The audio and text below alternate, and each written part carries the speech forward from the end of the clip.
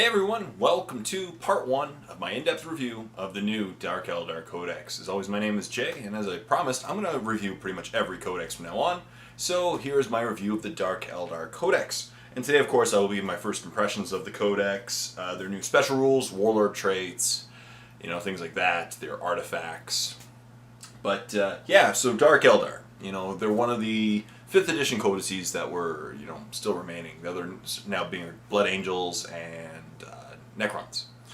But Dark Eldar are an interesting army. First of all, they don't get much love from GW. They've only gotten 2 new kits since they released their codex, which was years ago. And certain people play them, not many people. They're one of the fewer played armies, and they're kind of they're a very interesting army. They kind of act like no other army. First of all, they're extremely glass hammerish. They have the ability to take so many vehicles. They could match Imperial Guard in number of vehicles, but their vehicles are weak.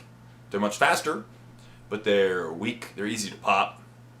And of course, if you've never faced Dark Eldar, you'll learn the name Dark Lance very quickly.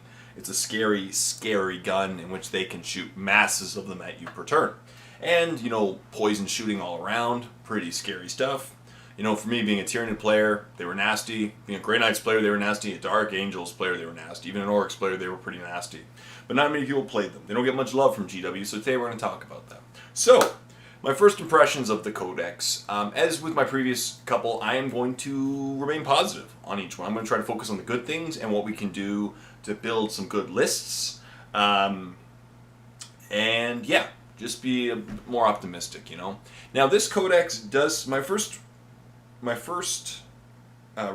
impressions of it is that it's a pretty good codex. They did what they basically did with the other codices, Grey Knights and Space Wolves. Grey Knights didn't get any new models, but Dark Eldar got new kits. No actual new named models, but new kits. And what they did basically is they went through it and, of course, removed all the named characters that didn't have models. That's consistent with the previous codices. So, of course, half the HQ section was removed from the Codex because half the HQ section were named characters that didn't have models, which is unfortunate for people playing Baron. I know Baron was a really popular model, and the Duke was really popular. People, were kitting out their Hellions to be the Baron. Unfortunately, they're gone, and that's unfortunate. We all know why. It's for liability purposes. GW wants full control over their copyright stuff and all that stuff. So, unfortunately, they're not going to, Baron's gone. But across the board, I think it's an interesting codex. I think it's going to be powerful. I think it's going to be there's going to be some good combinations. Their new force organization chart is interesting. I don't know if some people may not choose to take it, but I think it's pretty good if you want to spam fast attack choices, which the Nephilim Jet Fighter is now in the fast attack choices. The Pain Engine, I think, is going to be a heavily used monstrous creature in the heavy support choices. And, of course, they've updated Power from Pain and Combat Drugs. I think it's good. The only thing that surprised me a little bit, which I'll be going over in a few minutes, was they didn't give them a Lord of War. No movement from Lord of War. They, of course, consistent with the other codices, they removed the ability to move around the force organization chart, so there's no longer bring this guy, these guys count as troops. So Rax can no longer be brought as troops if you bring a Homunculi, or Urian, or Karth. And Hellions can't be brought as troops because there's no more Baron. So he was the one who made Hellions troops. So I think it's an okay codex so far. What I read about it, I think that many of the things that people brought before are still going to be just as viable now. But now they've got updated. They got some special rules. They got some... I think that their new special rules are going to be good. And I think some of their artifacts are good. Their Warlord traits, meh. I don't think they're going to make too much of a difference. And yeah, we'll go through their today we'll just start and go through a bunch of their information. So, we'll start off with their new special rules. Now, in the older ways, they used to have a couple special rules. They used to get Power from Pain, which was the pain token system. As soon as they killed a squad, they got 1 pain token, which meant they got Feel No Pain. 2 pain tokens meant they got Furious Charge and Feel No Pain, and 3 pain tokens meant they got Feel No Pain, Furious Charge, and Fearless. It was the triple F combination, I remember that. They also had Fleet, but Fleet is now gone, and Power from Pain has been changed. They used to have Night Vision, but that's gone too. It's gone from a special rule.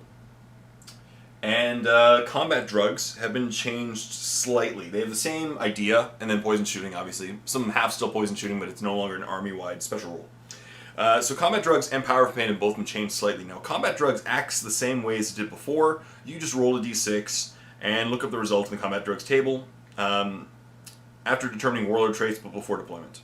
Right? There's just a different order, essentially. 1 is +1 attack, 2 is +1 strength, 3 +1 initiative, 4 +1 toughness, 5 +1 weapon skill, 6 +1 leadership. All good, all handy dandy. +1 toughness to me would be a good one, but I don't know if they got toughness. Yeah, they did. Painbringer. So I'd want toughness. Dark Eldar, most of them are toughness 3, so extra toughness would be good. And then power from pain is where the real change has happened. So it used to be you murder a squad, you get a pain token. Not anymore. Now it's just solely based on the turn. And depends on what turn it is, you get a bonus. That's pretty cool. I do think that this is actually going to really help the survivability of Dark Eldar. As I mentioned, they're a really big glass hammer. They're arguably the biggest glass hammer in the game now, besides orcs. Orcs are the glass hammer in close combat. Dark Eldar are the shooting glass hammer. But now it just depends on what turn it is. And the longer the game goes, the stronger your guys will get, essentially. Because, for example, turn 1, they get no bonus, because it's turn 1. Why should they get a bonus? Turn 2, feel no pain, 6+. Turn 3, feel no pain, period. That's good. Turn 4, feel no pain and furious charge. Turn 5, feel no pain, furious charge and fearless. And turn 6, feel no pain, furious charge, fearless, and rage. So that's great. So just the longer the game goes, of course, I do feel that Dark Eldar players are going to be just as aggressive, but it does reward the squads that are less aggressive. You can just providing it gives them a chance for attrition, and I think that's good because the longer a game goes, most Dark Eldar players I think would agree with me on this one. Oh, by the way, people, if you are looking for just remind me. I'm sorry to interrupt, but if you are looking for Dark Eldar battle reports, check out my friend Skaredcast, Skaredcast. He does very, very good Dark Eldar battle reports and a great Dark Eldar Tactica. So check him out. He does great battle reports. I highly recommend him. Skaredcast. But most people would agree with me. I've had many conversations with Dark Eldar players, and they all feel that the longer the game goes, the weaker they get because they hit hard. Once you start hitting them back and whittling down their numbers, it gets harder and harder to keep up in the game. So if your opponent can survive the Alpha Strike and hit you hard back, a Dark Eldar player would be in trouble. So this will help counterbalance that. Yeah. So now we'll go over the Warlord traits. And actually, let's go over the Force Organization chart because I think it'd be interesting. Now, the new Force Organization chart is interesting. I don't think the benefits are necessarily amazing. Like, for me, when I saw the benefits for taking the new Force Organization chart for the new detachment idea for Grey Knights, I wanted to take it instantly. But it's called the Realspace Raiders Detachment. And it is... See, to me, the new special rules really don't dictate that you should take it unless you really want to take a lot of fast attack. And if you do, Nephilim jet fighters are going to be insane, and Hellions are good too. I think that there's going to be some great options. I think the fast attack choice is where this codex really shines, and you can take a lot of them. So the required are 1 HQ, 1 elite, no, sorry, not 1 elite, 1 HQ, 2 troops, and a fast attack. But you can take up to 2 HQs, so 2 total. You can take up to 3, you take up to 6 troops, you can take up to 3 elites, but here's where it's fun. You can take up to 6 fast attack choices. 6. Wow. And then 3 heavy supports. So now this will create a decision. This is one of the first ones I've seen that I'm like, alright, if you really want to spam fast attacks, this is the way to go. But I don't know if the benefits of this one, besides that you get to take 6 fast attack, I don't know if it necessarily is better than taking the normal Force Organization chart getting objectives secured, because that is really powerful. I've known because I've lost due to it. But so their command benefits are they have to reroll their Warlord trait, which is standard, and then hunt in the shadows during the entire first game turn and during any turn in which the night fighting rules are in effect. All troop units from this detachment have a 5-up cover save, and all other units from this detachment have a 6-up cover save. So that's okay. It's not bad. The only thing though is turn 1, most Dark Eldar troops, I think, will be in vehicles. You know, the way that most people run Dark Eldar, they're usually in vehicles turn 1. Or in the new one, they'll probably be deep striking in turn 2. So in night fighting, it only happens one turn. I don't know if that's going to be used. Now everything gets a 6-up cover save. That's great. But most of them, it gives them a cover save, but it's a 6-up cover save. I don't know if that necessarily will be viable. You know, because many things have 5-up invols or something. I just don't know how many troops will be exposed turn 1. And if the troops aren't exposed, they won't really need that 5-up cover. Now, if they are exposed, if you're running a foot slogging list full of racks, for example, now obviously they can't be taken as troops anymore, then it might be worth it. But I just don't know. I don't know if that necessarily will earn it. You know, I don't know. And night fighting, as I said, only happens usually turn 1 if your opponent decides. You know, if I was playing against a Dark Eldar opponent, I would simply just don't want to play night fighting, and then we roll off the beginning, and it's a 50-50. So I don't know. So this one's curious. Leave your comments in the comment section down below what you think. I think the ability to spam Nephilim jet fighters is going to be hilariously competitive, but objective security is also a very powerful thing to give up. So there are going to be pros and cons to each one. Let's go over the artifacts now. So there's a bunch of artifacts as normal. As predicted, you'd see artifacts in this codex because all the new codices have artifacts. There's one called the Animus Vitae. It's an 8-inch range, strength 4, AP 2, assault 1, agonizing 1 use only. And agonizing means if any unsaved wound is inflicted within the Animus Vitae, all models with the power of pain special rule treat the current terms being 1 higher than it actually is when determining what special rules they get benefit from. That's great. So it moves them up a chance. You know, they get all of a sudden a feel no pain if it's turn 2, for example. If it's turn 1, they get a feel no pain 6-up as opposed to nothing. It's pretty cool. And it's also, you know, a strength 8 AP 2 shot. So if an HQ with it gets close turn 1 or 2, I think that they should use it. Just use it, get it out of the way, and bump up the turn. You know? There's one called Archangel of Pain. Once per game, the bearer can open the Archangel of Pain instead of firing a weapon in the shooting phase. When he does so, each enemy unit, this is pretty nasty, each enemy unit within 9 inches of him must take a leadership test with a -2 penalty. So basically he becomes the Doom of Malantai with a larger range. Minus the sucking ability to get wounds, but take a leadership penalty and suffer a single wound with no armor save or cover saves allowed for each point this test is failed by. They cannot be allocated to models with the Fearless, and they shall know no fear special rules. So unfortunately, the Space Marines are going to be they're not going to be really hurting by that. But so if you're against Space Marines, don't bring that one. But otherwise, bring it. If you're up against Orcs, do it. Orcs would be hilarious on this. Armor of Misery is a 4-up armor save, 6-up invul, and gives the Fear special rule. Never hurts that Fear special rule. All enemy units within 6 inches of the bearer suffer -2 leadership penalty. So that's great for their Fear test. There's the Djinn Blade, which is strength user AP 3 melee sentient. And sentient means when fighting with the Djinn Blade, I had an accident for a second, the wielder gains a +2 bonus. Attacks. That's great. Immediately after resolving all the attacks made with this weapon, roll a single d6. On the result of 1, the model using the weapon immediately suffers a single wound with no saves of any kind allowed. Risky, but would pay off if it works well. Just don't roll a 1. Helm of Spite. The bearer of the Helm of Spite and all friendly units with the Dark Eldar faction within 12 inches of the bearer have the Adamantine Will special rule, which means they can reroll a +1 bonus to deny the witch tests. That's good. That's great, because Dark Eldar really don't have a good psychic, they don't have the ability to really remove psychic powers, so that would be good. Adamantium Will, I think that one actually, Helm of Spite is going to be a very used one, because Psychic Phase now in 7th edition is very powerful, so that's actually a great one to bring. And it's 12, then there's the Parasite's Kiss, 12-inch range, strength 1, AP 5, strength 1, so you know it's going to be poisoned. Pistol, Mastercrafted Poison 2+, exactly. It's got Fleshbane. Soul Leech.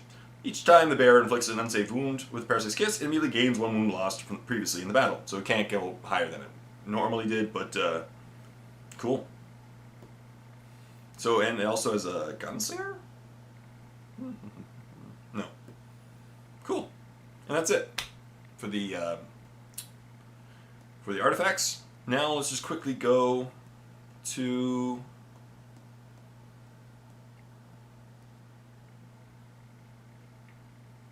the Warlord traits. So the Warlord traits to me weren't too powerful or amazing. Some of them are good, but yeah. Like there's Ancient Evil, which is your Warlord have Fear, which is good, except, again, the majority of the players out there are Space Marines, so Fear doesn't really do much. If you're up against a Tau army or a Orc army, you'll be in good shape. But any Space Marine army, yeah. Labyrinthine Cunning. Dark Eldar player can reroll the dice. This is one I like. This is actually my favorite one. The Dark Eldar player can reroll the dice when they attempt to seize the initiative, determine if the night fighting rules are in effect, and when they make reserve rolls. See, then this would be good with their new rules of their force organization chart. Because if your opponent beats you, you can reroll the seize the initiative, which gives you like a 1 in 3 chance of going to seize the initiative and totally destroy your opponent. Because seizing the initiative with Dark Eldar is going to be very powerful.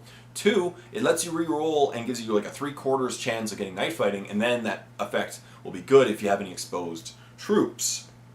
And when they make reserves.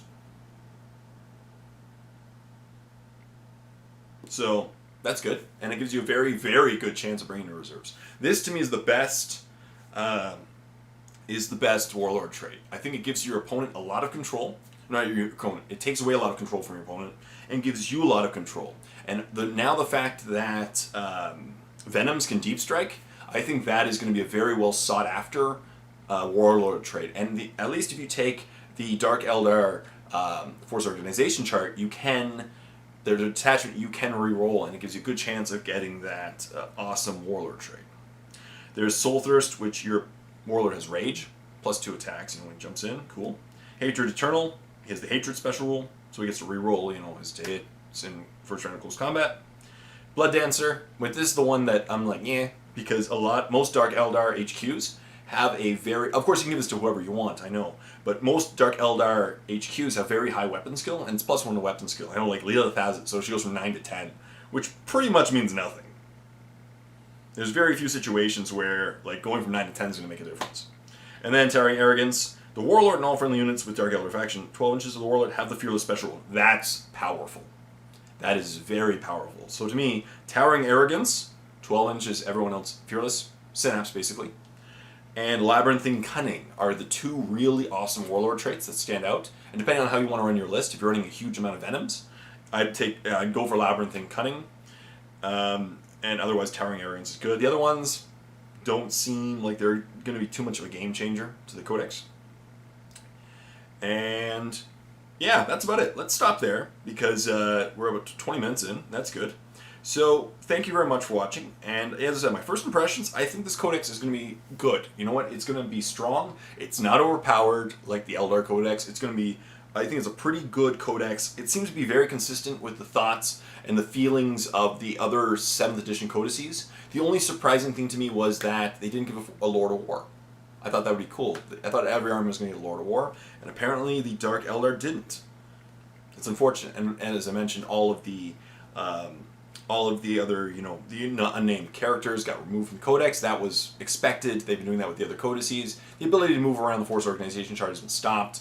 That's consistent with the other codices. So I'll be going over all the other Force Organization chart slots in future videos, starting with the HQs, discussing them in large detail, but I think the Codex is pretty good. I think there's still going to be some very good components to this Codex. I really love the way Power from Pain works in this new Codex. So please leave a comment in the comment section down below of what you thought about this new Codex and your impressions, if you agree with me, if you disagree. Obviously, you have the right to your opinion. As I said, I'm going to remain positive in this Codex review. I'm going to go over each part and talk about what's going to be good, which one's going to be not good, what good combinations, and as I mentioned, if you want to check out some awesome Dark Eldar battle reports and Tactica, check out my friend Scarredcast. Skaredcast. Scarredcast. This guy is an amazing voice. He could sell, his accent, he can sell ice to Inuits. So, that's what I'm saying. He's an awesome guy. So, check it out. Thank you so much for watching this episode, part 1 of my in-depth review of the new Dark Eldar Codex. Stay tuned for definitely more parts. Till next time, this is Jay saying, happy painting.